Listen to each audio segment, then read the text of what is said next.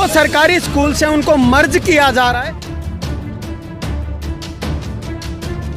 पहले इस सरकारी स्कूलों की संख्या कम हो रही है और अध्यापकों के न होने से स्वाभाविक है कि पेरेंट्स अपने बच्चों को विड्रा करेंगे। हमारे जो गांव के गरीब बच्चे आ रहे हैं उनका क्या होगा, क्योंकि हर आदमी तो सर प्राइवेट स्कूल में पढ़ा नहीं सकता। आज देश का प्रधानमंत्री भी सरकारी स्कूल से पढ़ के वहाँ पहुँचा, उस सीढ़ी पहुँचा है। तो अब जो सरकार ये काम कर रही है तो मैं कहता हूँ कि इसमें हमारा सरकार का पूर्ण विरोध, हम विरोध भी करते हैं। एक बच्चा बचे उसको भी शिक्षा का अधिकार है। नमस्कार, आप देख रहे हैं स्टेट न्यूज़ हरियाणा और मैं हूं अमित अमन।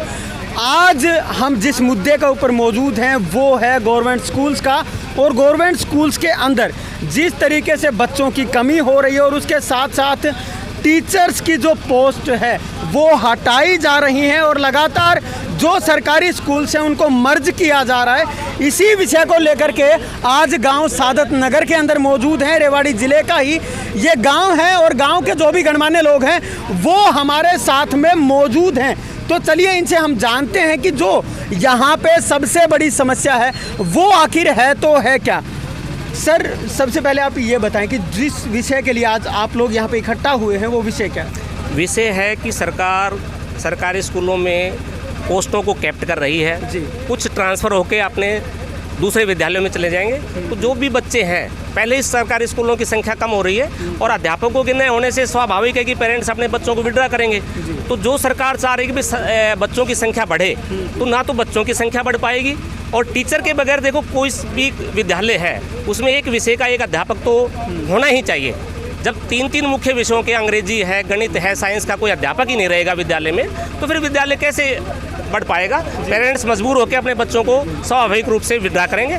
आज गांव के बहुत से व्यक्ति, ये नौजवान इकट्ठे हुए हैं, सब ने आश्वासन दिया है कि हम ज़्यादा से ज़्यादा अगले साल इनरोलमेंट करेंगे, बशर्ते कि सरकार अध्यापकों की कमी को पूरा करे, अध्यापकों की संख्या को पूरा बनाए रखे, तभी ये विद्यालय जम पाएगा। अन्यथा तो यही संदेश जाएगा कि भाई सरकार सरकारी स्कूलों को ख़त्म करने जा रही है। तो हम सरकार से ये उम्मीद करेंगे कि वो हमारे विद्यालय की छात्र संख्या को जो भी मौजूद है उस पर अध्यापकों की जो पोस्ट है उनको पूरा करे और आगे भी किसी कमी अगर किसी भी पोस्ट की रहती है तो स्वाभाविक रूप से माता पिता का ये बन जाता है मजबूरी कि वो दूसरे विद्यालय में अपने बच्चों को चाहे प्राइवेट में पढ़ाए चाहे सरकारी में, वो मजबूर हो जाता है।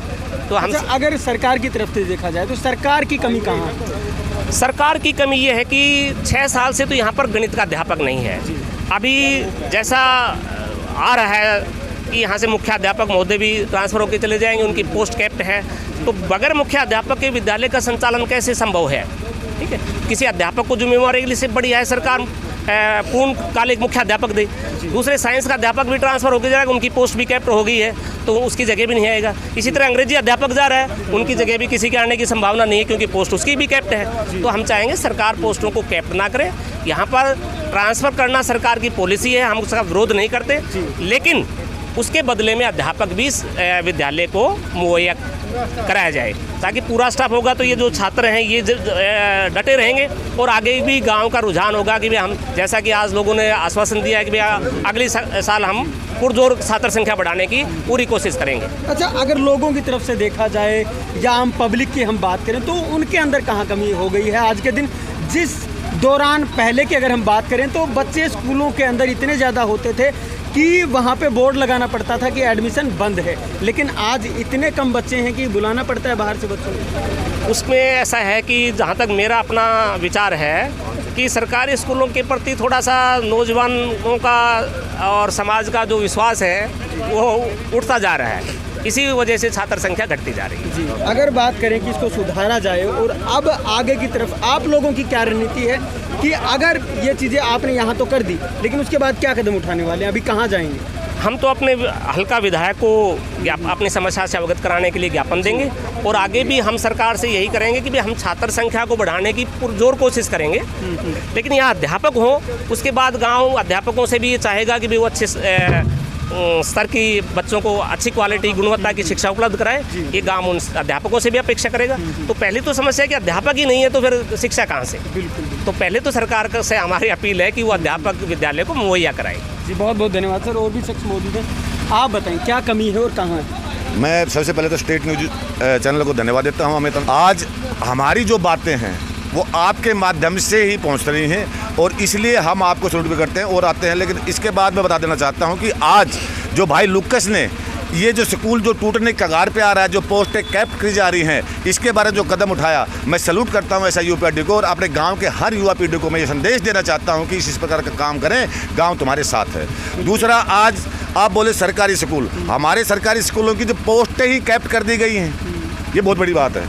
अब कैप करने का मतलब है कि आगे यहाँ पर कोई नहीं आएगा, कोई टीचर नहीं आएगा। तो मुझे बताओ, जब यहाँ पर मैथ का टीचर नहीं है तो जो हमारे वो बच्चे इस स्कूल के अंदर आ रहे हैं जिनके माँ बाप के अंदर राष्ट्रवादी का वो है, वो बच्चे स्कूल में आ रहे हैं। बाकी बड़े बड़े पैसे वाले प्राइवेट स्कूलों में पढ़ा रहे हैं, वो धंधा है, वो बिजनेस है और वो हर साल दूसरा नया स्कूल खोल देते हैं। और अभी हमने जो एक संगठन किया भाई लुकस ने, तो सभी गांव वासियों ने विश्वास दिलाया है कि अगले साल 6 से लेकर के 10वीं तक की क्लास के बच्चों को 100% इस स्कूल में लाएंगे। इससे पहले हमारे स्कूल के जो टीचर पढ़ा रहे हैं उनकी सभी पोस्टें पूरी होनी चाहिए। और मैं बता भी दूँ आपको कि हमारे बुजुर्ग, हम और हम सभी इसी स्कूलों से पढ़ करके आज देश का प्रधानमंत्री भी सरकारी स्कूल से पढ़ के वहाँ पहुँचा, उस सीढ़ी पहुँचा है। और सरकार को अब जो सरकार ये काम कर रही है, तो मैं कहता हूँ कि इसमें हमारा सरकार का पूर्ण विरोध, हम विरोध भी करते हैं। उसका ज्ञापन हम एमएलए साहब को, मंत्री साहब को भाई लुकस के पास ये देंगे। और यही संदेश आज मैं अपने मुख्यमंत्री खट्टर जी को देना चाहता हूँ कि गाँव सादत नगर का स्कूल सेफ होना चाहिए और इसमें हर एक पोस्टों के टीचर उपलब्ध होने चाहिए। थैंक यू, धन्यवाद। युवा भी हमारे साथ में मौजूद हैं, चलिए उनसे भी बात कर लेते हैं। आप बताएं, समस्या कहाँ है? सबसे पहले तो सर हमारी ये है, हमारे सरकारी स्कूल में जो सरकार ने पॉलिसी चलाई थी, वो पॉलिसी ये चलाई थी कि भाई ऑनलाइन टीचर ट्रांसफ़र होंगे। वो कोई दिक्कत नहीं है सर, हमें वो सरकार अपनी करे, पर हमें क्या है, जो हमारे जो सरकारी स्कूल से पोस्टें जा रही है वो करप्ट कर रही है। सर वो करप्ट ना करी जाए, क्योंकि इसमें हमारे जो गांव के गरीब बच्चे आ रहे हैं उनका क्या होगा, क्योंकि हर आदमी तो सर प्राइवेट स्कूल में पढ़ा नहीं सकता। तो ये हमारे जो सरकारी स्कूल में पढ़ रहे बच्चे, इनका भविष्य खत्म हो जाएगा। भाई साइन सभी के हो गए। दूसरी चीज़ सर, हमारे यहाँ सरकारी स्कूल से एमपी, मंत्री, ब्लॉक समिति, अनेक सेना में भर्ती हमारे इस सरकारी स्कूल से पढ़ के गए हैं, वो अच्छी अच्छी पोस्टों पे हैं। और मैं सरकार से यही अनुरोध करता हूँ कि जो हमारे यहाँ से पोस्टें जा रही हैं उनको वापस ले आया जाए। जय हिंद, जय भारत। और हमारी सरकार से यही अपील रहेगी। जो इस वार्ड के फ़िलहाल पार्षद हैं वो भी हमारे साथ में मौजूद हैं, उनसे भी हम बात करते हैं। सर, आप लोग सरकार के नुमाइंदे हैं, तो क्या कुछ होना चाहिए, क्योंकि सरकार लगातार इन चीज़ों की तरफ बढ़ रही है कि स्कूलों को मर्ज किया जाए, तो इसको कैसे रोका जाए, इसके लिए क्या कार्रवाई होनी चाहिए? सबसे पहले तो अमित भाई, आप ये जो आवाज़ उठा रहे हैं उसके लिए आपका बहुत बहुत धन्यवाद।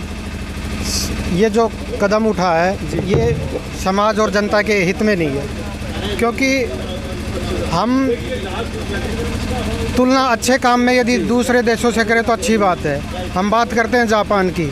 जापान में अब जैसे ये टीचर मैथ का यहाँ पे कैप्ट किया गया बता रहे हैं, जापान जैसे देश हैं जहाँ पे एक बच्चा पढ़ता है तो उसके लिए भी सारी फैकल्टी अवेलेबल होती है।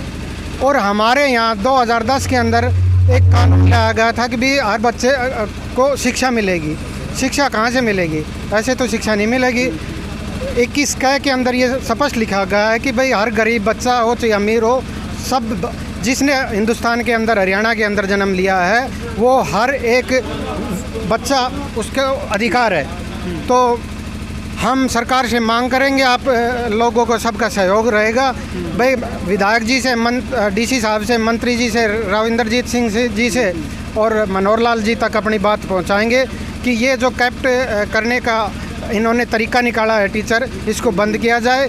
और चाहे स्कूल में बचे एक बच्चा, इन्होंने 20-30 जितने की भी स्ट्रेंथ रख रखी है, उसकी बजाय एक बच्चा बचे, उसको भी शिक्षा का अधिकार है, तो उसके लिए भी फैकल्टी अवेलेबल हो। बस मैं सदा जनता के साथ हूँ, जहाँ लेके चलेंगे मैं इनके साथ। गांव ने यहाँ पे इकट्ठा ज़रूर किया है अपने आप को, और लोग यहाँ पे सरकारी स्कूलों की अंदर जो ये चीज़ें हो रही हैं उसके खिलाफ खड़े हैं। लेकिन जानते हैं प्रॉब्लम कहाँ है? हर कोई चाहता है कि मैं सरकारी स्कूल में पढ़ाऊँ, लेकिन पढ़ना कोई नहीं चाहता। और उसके साथ साथ सबसे बड़ी जो चीज़ें सामने आती हैं वो ये हैं कि सरकारी स्कूलों को हमने अपनी इज्जत के साथ में जोड़ लिया है। अगर कोई सरकारी स्कूल के अंदर बच्चा पढ़ता है तो हम सोचते हैं कि हमारी जो इज्जत है वो कम हो जाएगी और प्राइवेट स्कूल के अंदर बच्चे को पढ़ाने से इज्जत को 4 चांद लग जाएंगे। यही जो हमने अपनी इज्जत के साथ चीज़ों को जोड़ा है, प्रॉब्लम वहीं से शुरू होती है। नमस्कार, धन्यवाद, जय हिंद, जय भारत।